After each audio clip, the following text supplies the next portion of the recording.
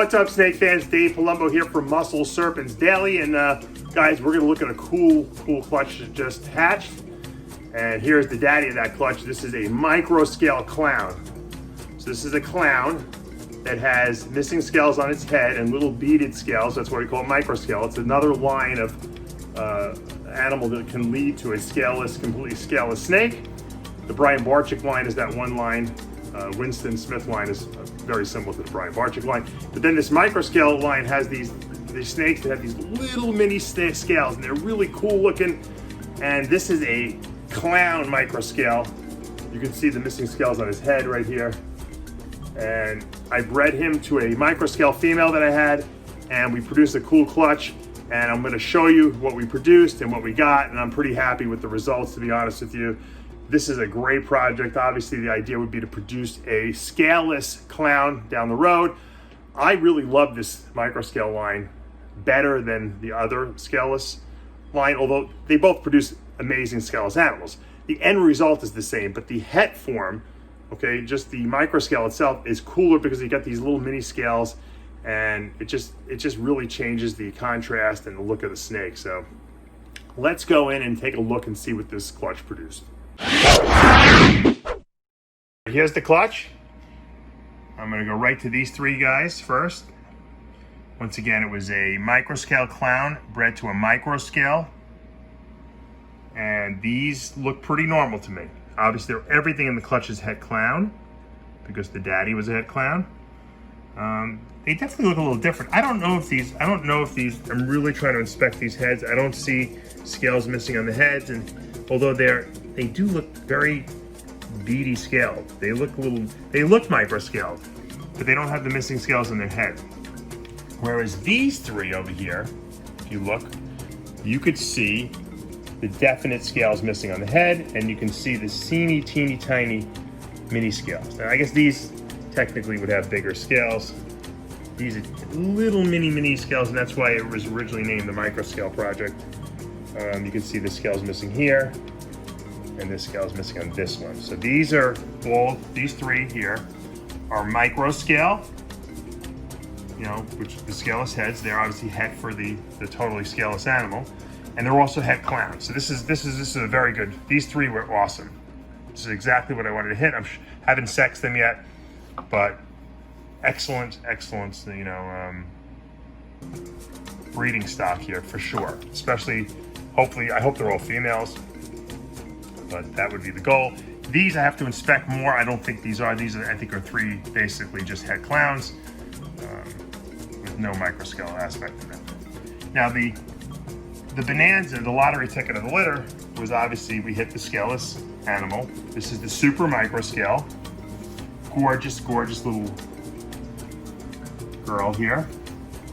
This sexer, which is great because I have the male clown MICROSCALE. Now I have the super MICROSCALE, or scaleless het clown. So she's het clown. So we can now make hopefully sometime in the future, 2-3 years from now, we'll make a scaleless clown. It was a long project, but it's okay. I'm willing to wait. She's really nice though, this girl.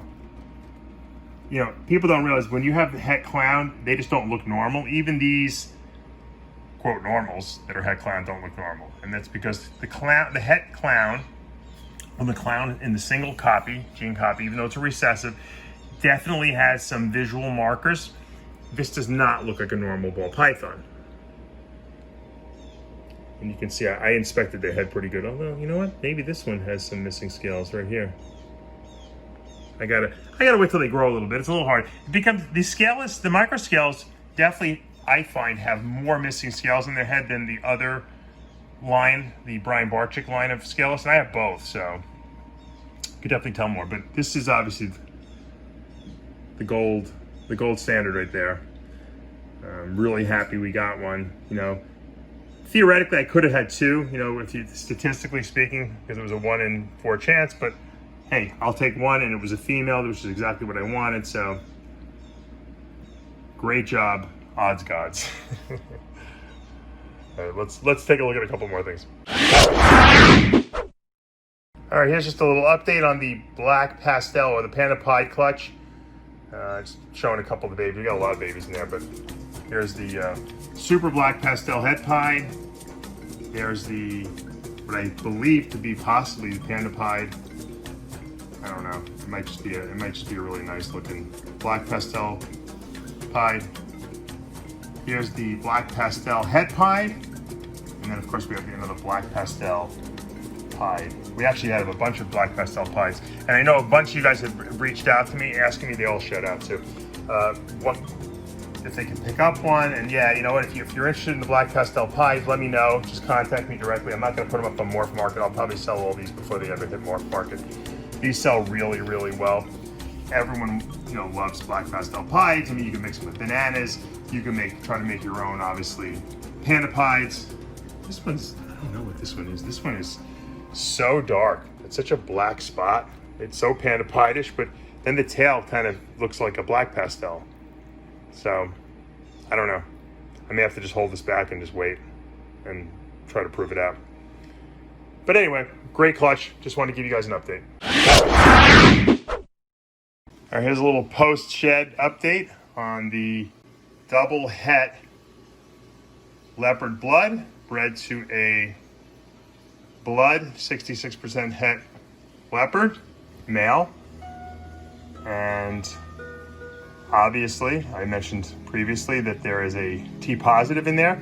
So I believe both parents have proved out now to be het Central American T positive, or some, Chris Gilbert's calling it the Gilbert line of T positive. I mean, I can stick with that since he kind of found it first. This is definitely T positive right here. You can see that. That is a gorgeous T positive too. It's like T positive, it's het blood obviously, and that's what the crazy saddles are doing, but it's a really nice looking T positive. Now some of these bloods in here are really light, so I have to believe that there is some T positive stuff in here. You can see there's a lot of light looking snakes here. Now also you gotta remember, Chris Gilbert also had, where I got these things from indirectly, had hog blood in here, Hog Island blood in here. So some of the Hog Islands obviously are really light, so we might see some aberrations there too. So can't necessarily always say everything that's light here is gonna be T positive, but you could tell what a caramel T positive looks like versus, like this right here might just be a light looking blood. I don't know if that's a T positive blood. It's pretty nice on the bottom there, underneath, but I'm gonna let these guys grow out a little bit. It's gonna be hard to tell. I'm gonna have to try to figure them out. But once again, I think the more, my experience is the bigger they get, the more they shed, the better they look. So there's some really nice bloods in there. Look at that guy. Really nice. These guys went out. They went out. I'm gonna lose a couple if I don't close this up. All right, that's just a quick update. And a quick update on the albino litter I had, the Motley Jungle Sunglow female that was bred by my Sunglow het leopard. They all shed out as well. I think they all shed out. They're looking really, really good, these guys. I know a lot of people had to ask me about this litter too. This is some of the nicest albinos I've ever seen. But the mother and the father are some of the nicest albinos I've ever seen, so it doesn't surprise me. Look at the striping on this thing. That's a Motley Jungle Sunglow right there, more than likely. Probably het leopard too, because it's got some crazy, if you look at the sides of it, those side stripings like that, that's usually het leopard in my estimation, my experience. Some kooky, where's the really crazy pattern one? Look at this, look how light this one is. What the heck is this thing? Obviously Motley something. It's way lighter than these other ones. Really, really nice looking babies. I think I'm missing one. Oh no, here's the one I like. This one, the little square saddles. Really nice one too, right here. Really nice diversity, a little spear on the head. So I'm gonna sex these, and I guess I'll get them up. I gotta get them eating first. But I'm not gonna keep all these. I'd like to keep every one of them. They're so nice, but we're gonna have to sell some of them. Can't keep everything. All right, guys, that's it for today. Quick hit. We took a look at a cool micro-scale clown clutch. We saw some boas that have shed out now. They got to be sexed and fed, and they'll be up hopefully for sale soon. A lot of you guys have been asking me about that, and obviously that Panda Pied clutch is really cool. I don't know if we hit a Panda Pied or not. It looks like it is. I might have to hold that one back just because I don't know. But we certainly have some very, very cool black pastel pieds, and there's a lot of them, so I'm not keeping them all. Guys, hit me up if you want to pick one up. They will become available as soon as they get a couple meals in them, but you can reserve yours ahead of time. One of the coolest projects, I think, in the ball python market. All right, guys, hopefully you had a great weekend. You know what to do. Hit that subscribe button, turn on your notifications, hit the like button. We'll see you back tomorrow morning.